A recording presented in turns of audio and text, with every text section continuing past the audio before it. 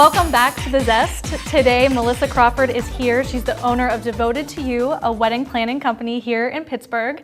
And today she's going to discuss some tricks and tips to make your wedding day go off without a hitch. No pun intended. Welcome, Melissa. Thank you so much for being here. Thank you so much for having me. So tell us, how did you even get into wedding planning? It seems like there's a lot going on with weddings. So what made you decide to go for it? The thing that made me go for it and really jump into it was my own wedding. I was one of those hands-on DIY brides. I wanted to incorporate my own touches into every aspect.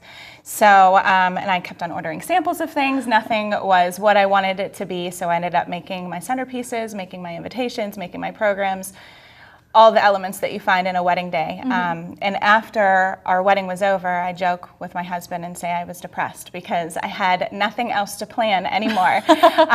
So really, I decided to jump into it, and I put an ad on Craigslist. Really? And that's how I got my first five awesome. clients, and that was 5 years ago. And this year I have 34 weddings booked. So wow, so it's been great. Awesome. Yeah, good for you. So what are, so many brides are overwhelmed. There's a lot going on. There's so many moving pieces. How do you keep perspective? How does a bride keep perspective in that day? So one of the best pieces of advice I can give is to not worry about what everyone else is telling you. When you get engaged, all of a sudden, your mom, your mother-in-law, your aunt, your sister, your coworkers, your masseuse, when you go to try to relax from all these people telling you what to do, wants to tell you how to plan your wedding. And just because something worked perfectly for them doesn't mean that it's going to work perfectly for you. So when I'm working with my clients, I focus a lot on drawing inspiration from who they are, who the bride is, who the groom is, how they met, what they like to do together, and picking 3 words, how they want their wedding to feel. And I actually got that from, there's this book called A Practical Wedding. Okay. And it's one of the best wedding planning books that you can ever read because it talks a lot about maintaining perspective, and tradition is what you make of it, and just drawing on inspiration from within. Yeah, I love that. Awesome. So I know with our wedding, it was the same way. People are giving you all these ideas, and then there's Pinterest. And I get overwhelmed. I'm like, wedding, and then you see all these cool weddings, and you're like, they do it that way. So how do you help brides navigate maybe the Pinterest dilemma that they can find themselves in? So I have sort of a love-hate relationship with Pinterest.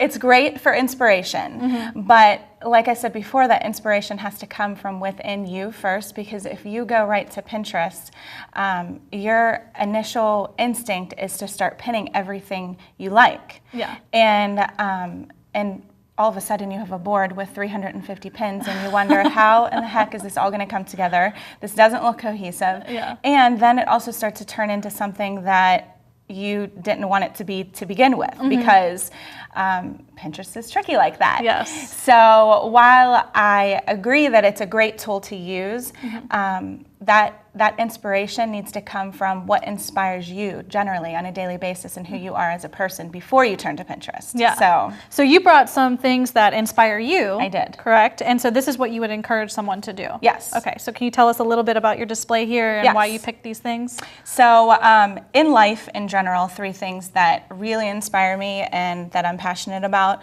are quotes, anything motivational, inspirational, love, songs, anything. I just love quotes. And then something else that really inspires me is travel. If I could travel every month of the year, go on a vacation, go on an adventure with my family, I'd be one happy girl. Yeah. So that's a lifelong goal. And then I'm also inspired by this whole boho chic vintage style that you see popping up everywhere. And again, you go to Pinterest and it's everywhere, but you have to be grounded before you get to Pinterest. Yes, I like that. So I kind of just wanted to show an example about how you can pull those 3 things that inspire you and put them into a theme for a wedding.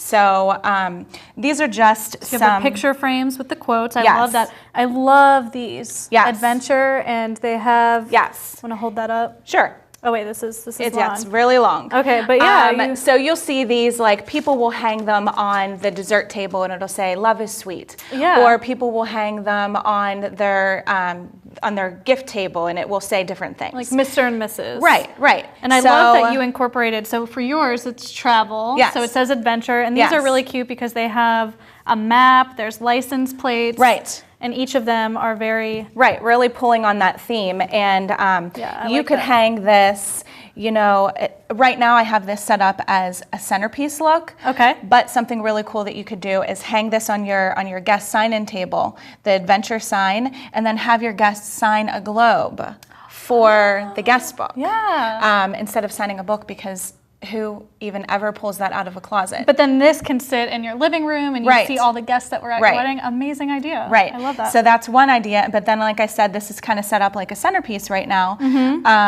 Now, of course, you can add as much floral into it as you want to. But I just have little touches of floral with that now. And then this right here is actually just something I made out of a canvas. Oh. And instead of a table number, something fun you can do is a state or a city or anything that inspires you, really. I mean, I've had brides that have done flowers for their table numbers. You don't have to do what tradition tells you have to do when you're planning your wedding. So that pulled on that. And then the colored glassware is really like that boho chic, the vintage, the lace, even the bright frames.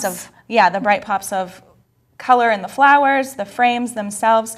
Now these different frames, you can display them wherever. You can display them on your cookie table, you can display them on your guest tables. Instead of, like, if you were to not do that as a table number, you could put one of the frames in quotes on the table and then just do your table number maybe coming out of the flower.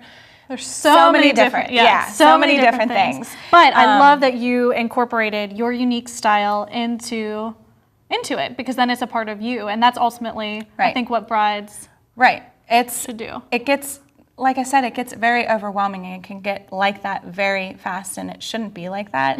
And people lose sight of what's really important sometimes. And what's really important is that you're marrying your best friend, hopefully, and you're celebrating you're celebrating with your friends and your family, and it should be a unique expression of you as individuals, you as a couple.